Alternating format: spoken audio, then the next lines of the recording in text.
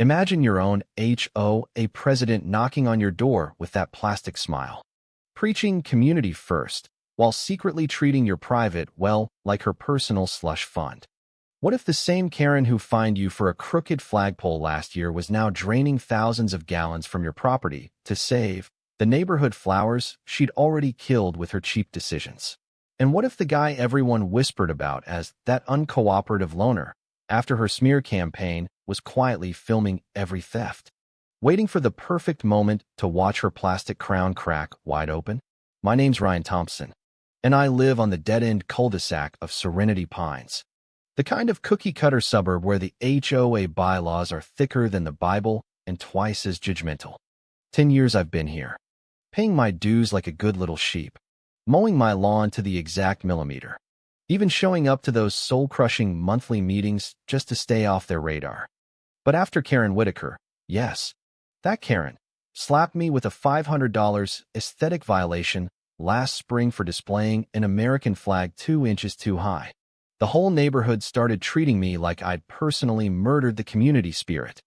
Whispers at the mailbox, side eye at the dog park, the works. I smiled through it, kept my mouth shut, and started watching. Because I knew something these sheep didn't. Karen's community first act was about as genuine as her $19.99 Botox. It was a sticky July evening when she showed up on my porch, clipboard in one manicured hand.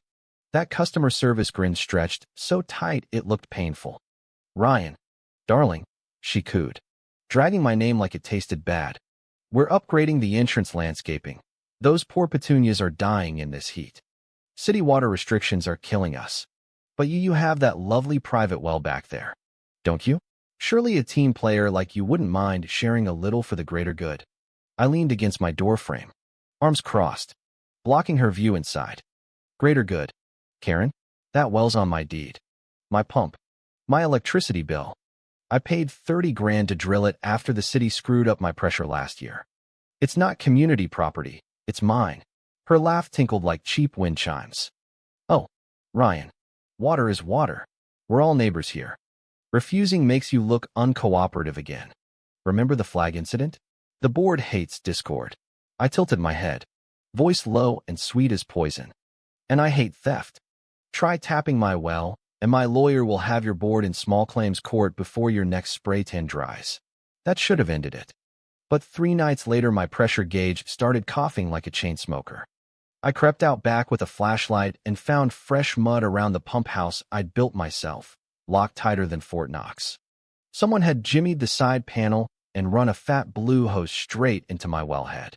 My blood boiled, but I didn't storm the clubhouse.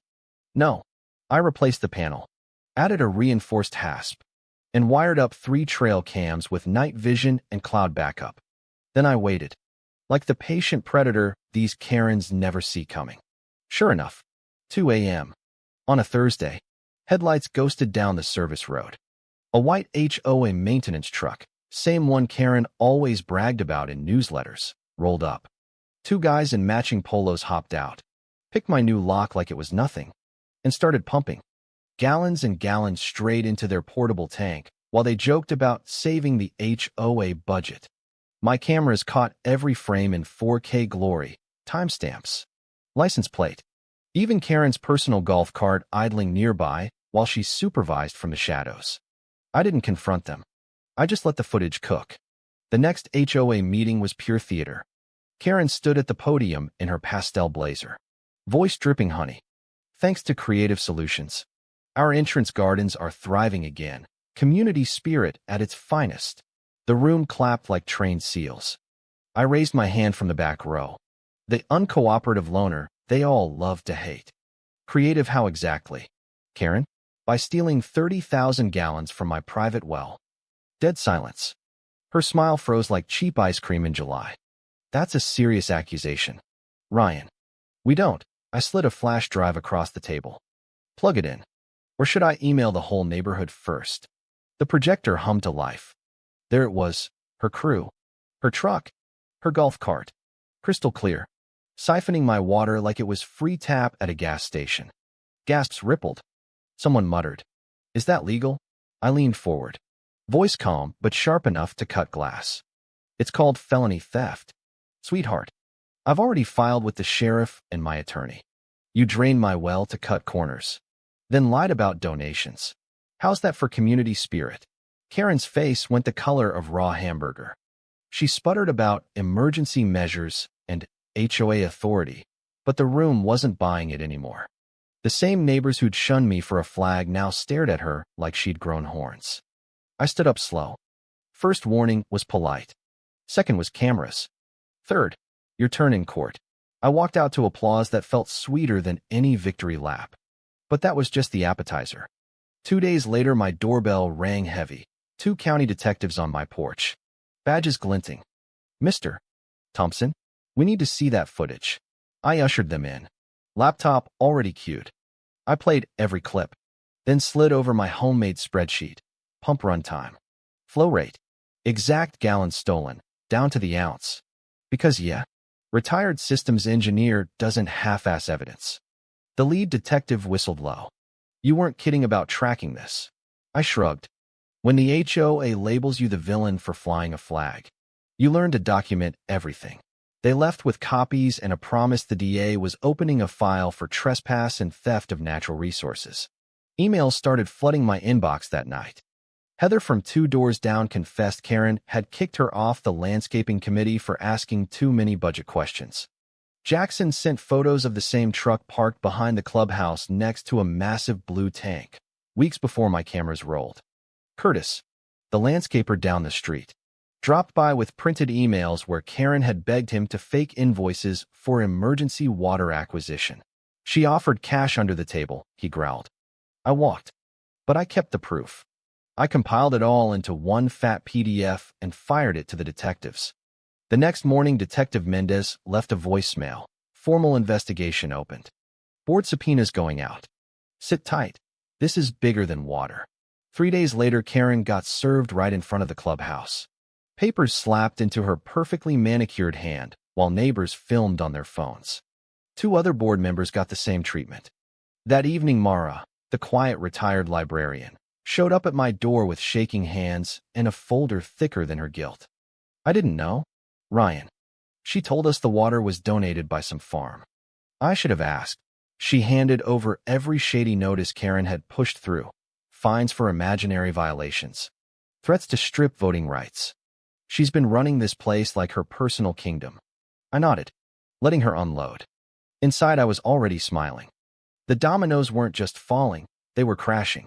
My attorney Sheila, former prosecutor with a tongue sharper than a guillotine, reviewed everything over coffee the next morning. This isn't petty theft, she said, eyes gleaming. It's coordinated abuse of private property plus financial misconduct. We're suing for $95,000, water, repairs, upgrades, and punitive damages for the harassment campaign that painted you as the bad guy. I asked if Karen would settle. Sheila laughed. She'll beg. Because if this goes public, she's not just broke. She's blacklisted from every HOA in the state. Word spread faster than Karen's fake smiles ever could. A petition to oust the entire board hit 60% signatures in 4 days. Neighbors who'd once crossed the street to avoid me now lined up at my door with more evidence. Curtis brought the killer email chain showing Karen trying to backdate fake vendor invoices. I forwarded it all. 2 weeks later, the county filed felony charges: theft, trespass, misuse of HOA funds. Karen's lawyer tried the community necessity defense in court. The judge shut it down with one sentence: necessity doesn't justify stealing from your neighbor. Counselor, trial date set. Karen looked smaller already, but we were nowhere near done. The civil suit rolled forward while the criminal case heated up. Sheila's discovery requests unearthed something delicious. No budget line for water. No emergency vote. Just Karen's signature on every shady order.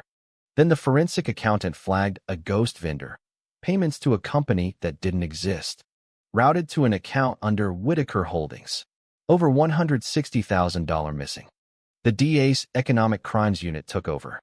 Detectives showed up at the coffee shop with questions about shell companies and backdated invoices. I handed them the contractor's anonymous complaint I'd quietly obtained through old engineering contacts. Karen had tried to launder HOA money through fake landscaping jobs for years. For days later, they raided Karen's house. Neighbors watched from behind curtains as boxes, hard drives, and her desktop marched out in evidence bags. Curtis called me that night. Voice hushed. They found a second set of books in her garage, handwritten ledgers showing payments to companies that never did work. She bought a lake house with it. Asset freeze incoming. I sat on my porch, listening to the steady hum of my repaired well, and allowed myself one dark little chuckle. All that started with one stolen hose had snowballed into federal wire fraud territory. The final thread snapped when they uncovered emails between Karen and a developer called Horizon Estates. She'd promised to soften HOA resistance to rezoning the protected greenbelt in exchange for fat consulting fees. Heather dropped the bomb at the next emergency meeting, standing room only, people spilling into the street. She was selling us out, Heather said, voice trembling with rage. The crowd erupted. Curtis held up affidavits. We're not stopping at cleaning her mess. We're rewriting the bylaws so no Karen ever does this again. The new board, Curtis, Heather, Mara, got elected in a landslide. They rewrote everything. Mandatory audits. Full disclosure. No more ghost trustees. The city council called me to testify on HOA reform. I stood in that chamber and laid it out plain. One woman with a clipboard and a smile nearly drained more than my well. She nearly drained the trust out of an entire neighborhood. The council drafted new laws, criminal penalties, public registries, rotating audits. Conservation easements locked the greenbelt forever. Karen took a plea, 28 months federal time. Full forfeiture. Lifetime ban from any board. Her lake house auctioned off. The money funded real community projects, footbridges, transparency websites, quarterly barbecues instead of power meetings. I used my settlement to upgrade my well with solar and a steel gate that screams, trespassers prosecuted. But the best part? The new sign Curtis and I planted by the trail. Our land. Our rules. Our watch. One evening I was out back when Curtis jogged up, grinning. Bridge is done, volunteers only. No HOA middlemen. We stood listening to the well hum clean and steady. He clapped my shoulder. You started this with cameras and patience. Whole neighborhood owes you. I just smiled. Nah. We all just finally stopped letting one Karen write the story. The last loose end came from the county clerk weeks later. I was dropping off easement papers when she leaned in. Voice low. You're Thompson, right? The well guy? She slid me a copy of a shady quitclaim deed. Some ghost trustee named Gregory Dalton trying to transfer a strip of protected land right before Karen's arrest. Doesn't pass the smell test. Needs full board vote. I called Curtis immediately. Turns out Dalton was Karen's planted alternate who never showed up to meetings until she needed him to keep her rezoning scheme alive from prison. We dug through digital records that night. Dalton's name only appeared in two places, an old sign-in sheet and an email where Karen appointed him while Mara was on leave. No resignation. Then the business registry showed East Trail Holdings LLC, registered to Dalton. Address a fancy developer law firm. Same group Karen had been emailing. The new board's attorney confirmed the deed was fraudulent, notarized by the same crooked notary from the fake vendor contracts. Heather looped in the DA. Within 48 hours, they issued a cease transfer order and dragged Dalton in for questioning. His burner phone was gold, text spelling out Karen's instructions line by line. File the deed clean. Horizon covers fees by quarter's end. The grand jury heard it all. I walked past Karen in the hallway. She was out on bond. Posture broken. Eyes darting away like a kicked dog. Inside, I told them the truth. The stolen water was just her test run. Then came fake vendors, hidden accounts, ghost trustees, and finally an illegal land grab wrapped in HOA paperwork. She didn't just steal from me, I said. She stole public trust and almost got away with it. 15 new counts, fraud, conspiracy, attempted illegal transfer of protected land. Dalton was arrested in his office. The FBI's white-collar unit took the whole case federal. The neighborhood didn't fall apart, it woke up. Quarterly audits became law. Alternate trustees banned forever. The Greenbelt got permanent easements no board could touch. Curtis even helped draft state legislation requiring audits for any HOA over $100,000. It passed. Karen's final plea sealed it. Full restitution. Assets gone. Banned for life. Her lake house money went partly to me. Mostly to community grants. I never joined the new board. Didn't need to. My quiet corner lot stayed quiet. Except now people waved instead of whispering. The clubhouse became a real community space with posted transactions online within 72 hours. One night, I walked the trail past my pump house. New solar panels gleamed. The security light clicked on soft and steady. Curtis caught up, pointing at the handmade sign by the creek. Our land. Our voice. Our watch. I took a breath, listened to the well hum clean and strong, and thought about how one stolen hose, one patient camera, and one refused community favor had toppled an empire. The Karen who started it all. She's trading designer pearls for orange jumpsuits. And the neighborhood she tried to rule? It finally belongs to the people who live here. Look, folks, don't let a smiling Karen with a clipboard turn your suburb into her personal kingdom. Gather your evidence quietly. Stay patient. And when the moment hits, hit back hard. The real lesson? Power in the shadows always crumbles in the light. And that's the sweet, petty revenge every HOA victim deserves.